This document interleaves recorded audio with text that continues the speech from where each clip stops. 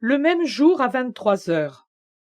Jésus dit: Maintenant que tu peux enfin être tout à moi, je vais te parler.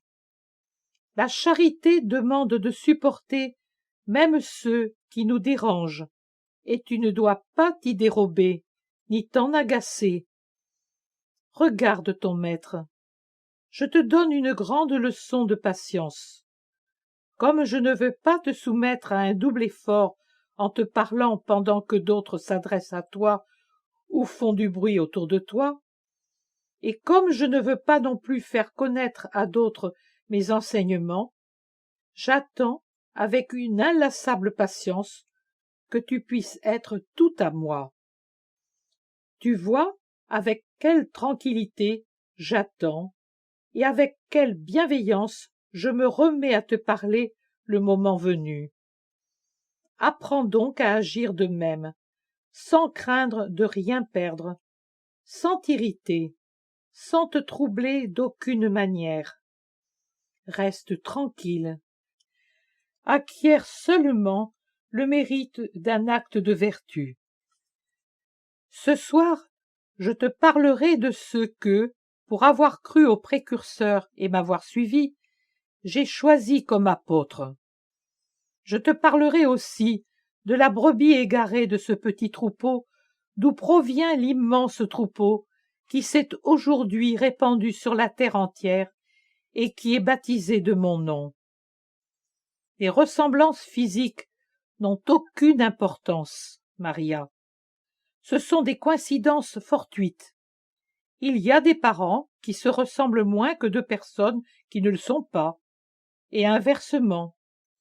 Il y a des attraits physiques qui poussent deux personnes à s'aimer plus que deux qui diffèrent, comme si l'on contemplait en l'autre un second soi-même, en l'ornant de ces embellissements que l'amour fait voir et qui rendent parfait l'être aimé aux yeux de celui qui aime. Mais cela n'a aucune importance. Il faut garder à l'esprit que la Galilée n'était pas tout un monde, que les Galiléens étaient relativement peu nombreux et qu'ils se mariaient presque toujours entre eux. Il s'ensuit que les caractères somatiques étaient répétés en 2 ou 3 exemplaires que l'on retrouvait depuis des siècles sur ces visages.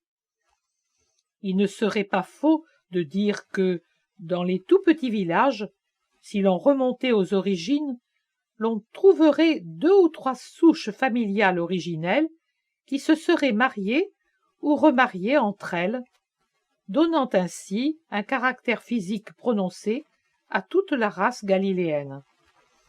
Il n'est donc pas étonnant que Jean puisse avoir quelque ressemblance physique avec moi. C'était un Galiléen blond, particularité plus rare que les Galiléens bruns, mais qui existait aussi.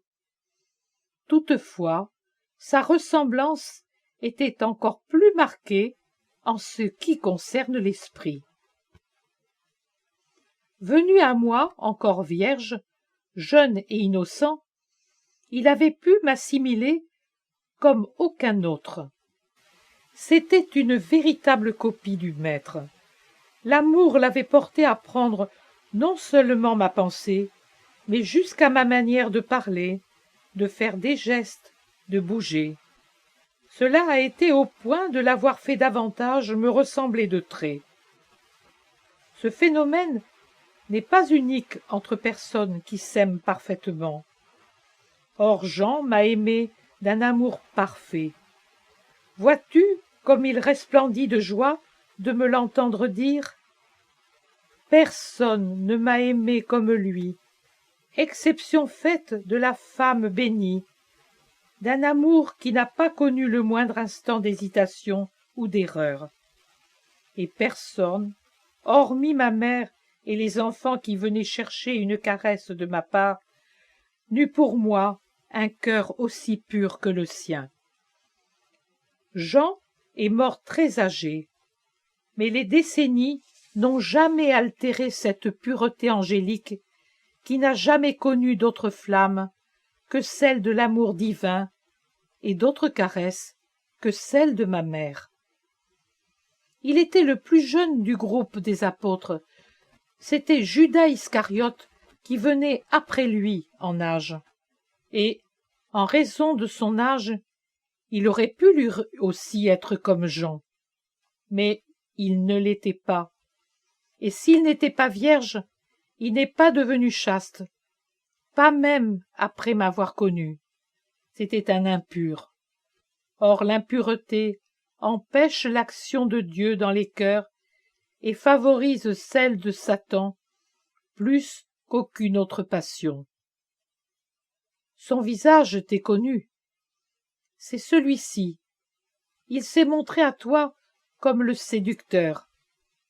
En effet, par sa beauté, il ressemblait au Très-Beau qui s'est rebellé contre Dieu et qui est le père de tous les ennemis de Dieu. La beauté elle-même est une arme dans la main de Satan, et il ne néglige pas d'imprimer son caractère de séduction sur ses instruments. Il les attire ainsi vers ses abîmes, et là, il peut les atteindre au cœur en leur inoculant le triple péché. Et Judas avait dans son cœur les concupiscences de l'argent, de la chair et du pouvoir. C'est pour ces trois némésis qui le persécutaient et qu'il n'a pas voulu vaincre, qu'il devint le déicide. Lorsque Satan veut saisir une proie, il présente la femme pour la conquête de laquelle il est nécessaire de posséder argent et honneur.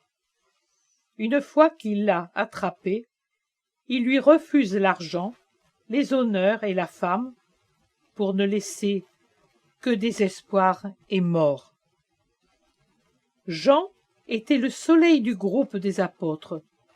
Judas en était les ténèbres. Il était fils du mensonge. Ma lumière et ma vérité ne purent pénétrer en lui. Si, malgré leur prévention, j'ai pu faire de Nathanaël un homme convaincu et de Lévi un converti, parce qu'il n'y avait pas de fraude chez le premier, ni de résistance à la grâce chez le second, je n'ai rien pu faire en Judas, parce que son âme était possédée. Je ne pouvais pas même y pénétrer, parce qu'il m'en interdisait l'accès. S'il m'a suivi, c'est qu'un espoir tout humain l'y poussait. Il m'a trahi par avidité humaine. Il a vendu le Christ à ses bourreaux et son âme à Satan, à l'instigation duquel il agissait depuis des années. Car Satan n'est pas comme Dieu qui donne même si vous ne donnez pas pour vous conquérir à lui. Satan veut obtenir 100 pour 1. Il vous veut pour l'éternité en échange d'une heure de triomphe mensonger. Souvenez-vous-en. Si j'ai supporté cette vipère dans le groupe, c'est pour enseigner aux hommes à supporter et à insister pour sauver. Pas la moindre pensée de Judas ne m'était inconnue. Sa présence à mes côtés m'était une passion anticipée, un tourment que vous ne contemplez pas, mais qui ne fut pas moins amer que les autres. Je vous ai appris à supporter les choses et les personnes désagréables, car qui inspire plus de répulsion qu'un traître? Maria, la vie du Christ est un enseignement jusque dans ses détails les plus insignifiants, et je t'en instruis, parce que je veux que tu me connaisses et que tu m'imites jusque dans les moindres choses. Je te bénis.